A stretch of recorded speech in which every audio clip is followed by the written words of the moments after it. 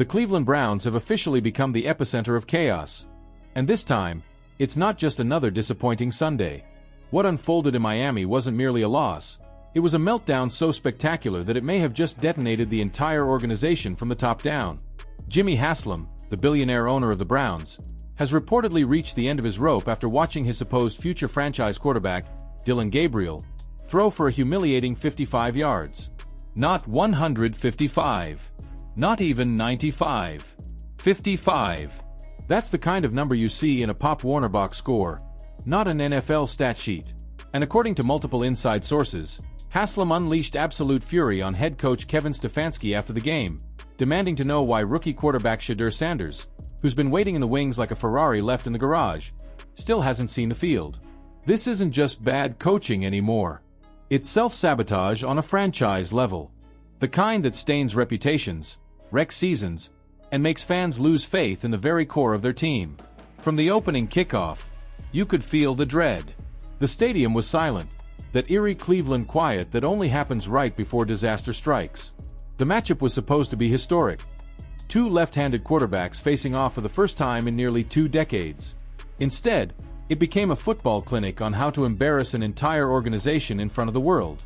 Gabriel looked paralyzed, scared to throw more than 10 yards downfield, as if every pass beyond the line of scrimmage might detonate in his hands. It wasn't cautious football. It was football stripped of all ambition, all creativity, all courage. The Browns didn't lose. They surrendered. And through it all, Shedeur Sanders sat on that bench, helmet buckled, eyes sharp, every fiber of his being screaming that he could fix this. The man's got pedigree, poise, and performance to back it up. You could practically see him vibrating with energy, ready to step in and bring life back to this dead offense. But the call never came. Not one snap. Not one chance. Every camera cut to him felt like a silent indictment of Stefanski's stubbornness.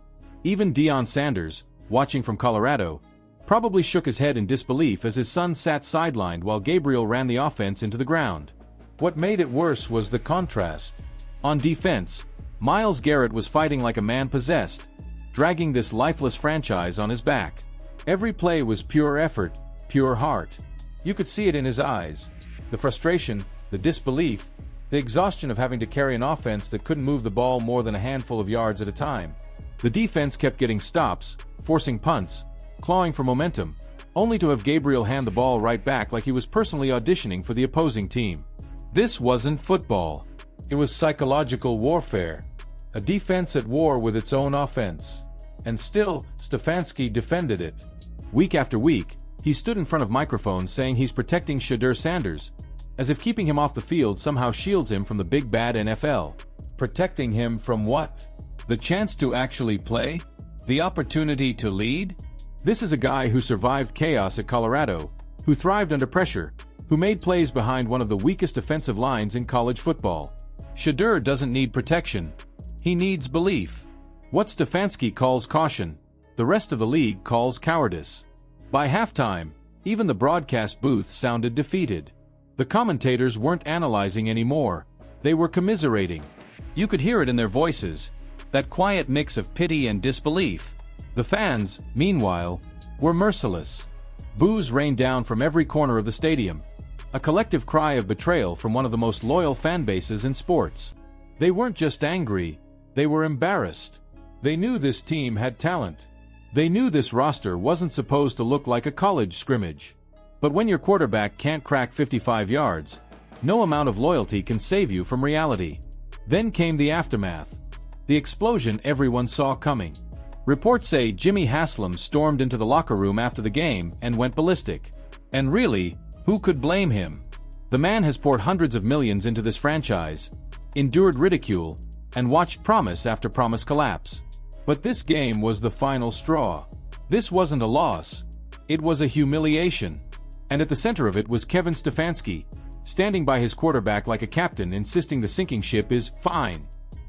But here's the uncomfortable truth no one wants to say out loud.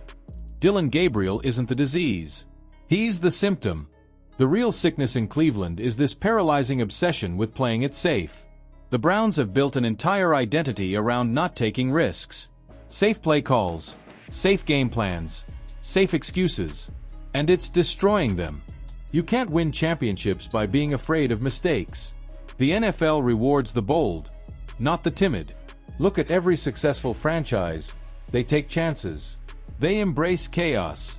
Cleveland, meanwhile, clings to mediocrity like it's a life raft. You can feel the locker room's temperature rising. Players whispering, glancing, losing faith.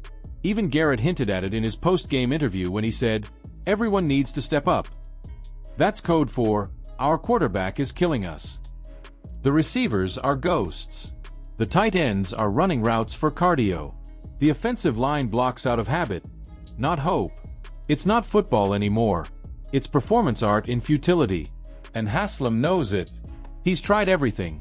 New coaches, new general managers, new slogans, even new prayers.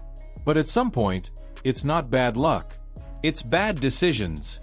Stefanski's system has become a museum piece, so outdated that opposing defenses barely need film study.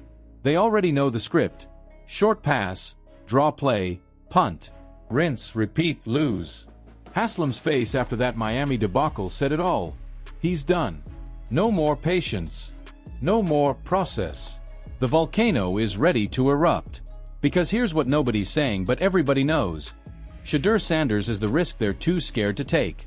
And that's exactly why he's the answer. This kid was built for the spotlight. He's calm under chaos, precise under pressure, and fearless when it counts. He doesn't need perfect conditions. He needs a chance. Every second he spends on that bench is a second stolen from Cleveland's future. They keep claiming they don't want to ruin him by playing him too early. But how exactly does one develop by watching mediocrity unfold? You don't grow by spectating. You grow by competing. Right now, the Browns are protecting no one but themselves. Because the second Shedeur hits that field and performs, and he will, it will expose every mistake they've made. Every bad decision. Every ounce of wasted potential. Haslam has a choice to make, and it's coming fast. Fire Stefanski. Bench Gabriel. Hand the keys to Shedeur Sanders and let him drive this team out of the ditch. Because the clock is ticking, the fans are furious, and this franchise is running out of excuses. This isn't a rebuild anymore. It's a reckoning. Cleveland is teetering on the edge of another full-blown collapse, and the only question left is whether Haslam finally has the courage to stop it. If he doesn't, if the Browns keep pretending 55 yards of offense is a strategy, then the next explosion won't be on the field. It'll be in the boardroom. Heads will roll. Jobs will be lost. And maybe, just maybe, Cleveland will finally learn the lesson it's ignored for decades. Safe doesn't win championships. Bold does. So here's the question every Browns fan needs to ask right now. Will Haslam finally pull the trigger? Will Shedeur Sanders get the chance he's earned? Or will Cleveland once again choose fear over faith? Drop your thoughts in the comments below because this story is far from over. Do you believe Shedeur should start now? Is Stefanski's time finally up? Let's get the debate going. And if you want to stay ahead of every twist in this Browns disaster, hit that like button and subscribe. Because when this volcano erupts, and it will, you'll want to be here when the truth finally explodes for everyone to see.